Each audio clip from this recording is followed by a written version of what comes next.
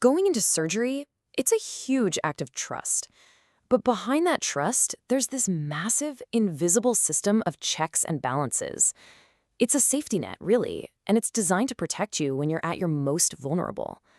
Today, we're going to pull back the curtain on the world of anesthesia and see exactly how that net is built. It's the classic question, right? You count backward from 10, you start to drift off, and then what? Well, what happens next is so much more than just going to sleep. It's actually the start of a meticulously managed journey where your safety is the absolute #1 priority. So we're going to walk through 3 really critical stages of that journey. And along the way, we'll look at both the risks and the pretty brilliant safeguards that have been designed to stop them from ever happening. Let's dive in. Okay, so our journey starts at the very beginning, the moment the anesthesia is administered, maybe through something like a spinal block. And believe it or not, right here at this very first step is where we find our first potential danger. This right here, this is from a real case report. A patient has a routine procedure, but it leads to this life-threatening infection. They're rushed to accident and emergency, that's the ER, and end up in intensive care. It sounds absolutely terrifying, and it really highlights just how high the stakes are from the very first moment. Now, before you get too worried, you have to see this number.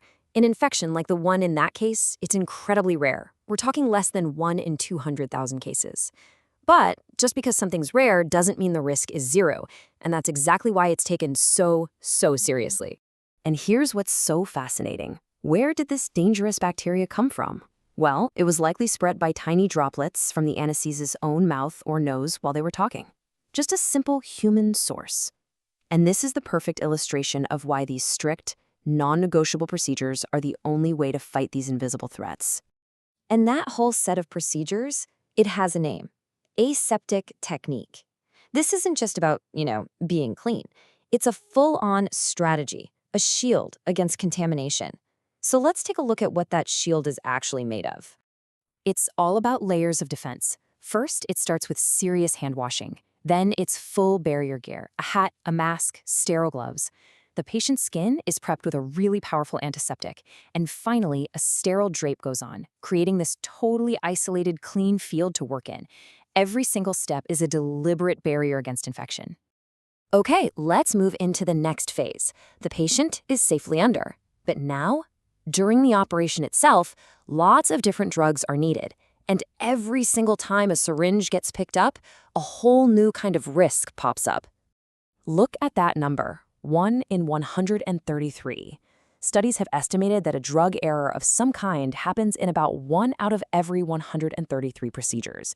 Now, this isn't about bad doctors at all. It's about a high-pressure environment where even the best people are performing incredibly complex tasks. And what that means is that the average anesthetist might make a handful of these errors every single year. The good news is most of them are caught right away or cause no harm. But the potential is always there. And that's exactly why you have to design a system that expects and accounts for human error. And here's another real report that shows you just how fast things can go wrong. A simple mistake. An antibiotic was given way too fast. And boom, the patient's blood pressure plummets. The anesthesiologist knew instantly what happened and was able to fix it. But it just goes to show you, things can change in a heartbeat. So what do these errors actually look like? Well, it could be a simple miscalculation, giving the wrong dose, or maybe accidentally swapping 2 syringes that look alike. Sometimes it's giving an extra dose by mistake, or even missing one entirely. By knowing these common patterns, you can start to design systems to prevent them. And this is the most crucial point of all. The solution isn't just to tell people, hey, be more careful. That just doesn't work. The real solution is to build better, smarter systems that make it really hard to do the wrong thing and really easy to do the right thing. And here's what that system looks like. To stop syringe swaps, every single one gets labeled. Not just that, they're color-coded to an international standard. To prevent dose errors, high-risk drugs are always double-checked by 2 people, and smart pumps are programmed with safety limits that will sound an alarm. It's like a web of safety by design. All right, so now we get to the surgery itself, the main event. And here we have to talk about the most serious category of incidents, the ones that are considered so preventable they have a special name, never events. A never event is, well, it's pretty much what it sounds like. It's a serious incident, like operating on the wrong part of the body, that should be completely preventable if all the safety barriers that are in place are actually followed. When one of these happens, it's seen as a major red flag that there's a problem with the system itself. But what's really important to understand is that these huge catastrophes almost never happen because of one single massive mistake. Instead, they're the result of a chain reaction, like a cascade of smaller, linked errors that all line up in just the wrong way. So think of it like a line of dominoes. It starts with something small, like a simple error when the procedure is scheduled. That mistake then leads to the wrong information on the consent form.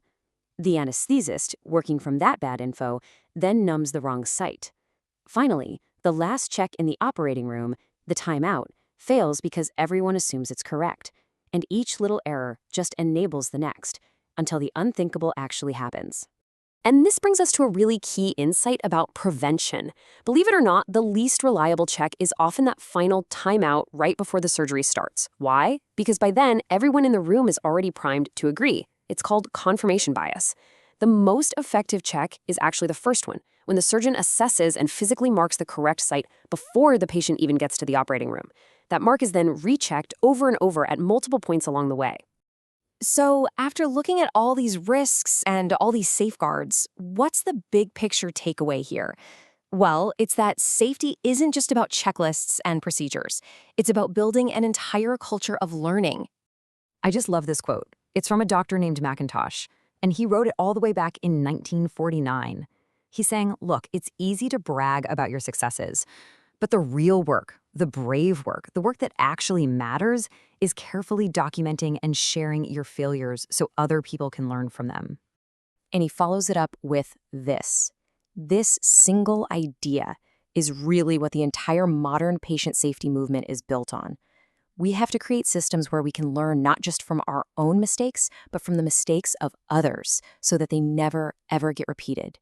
That is the invisible safety net.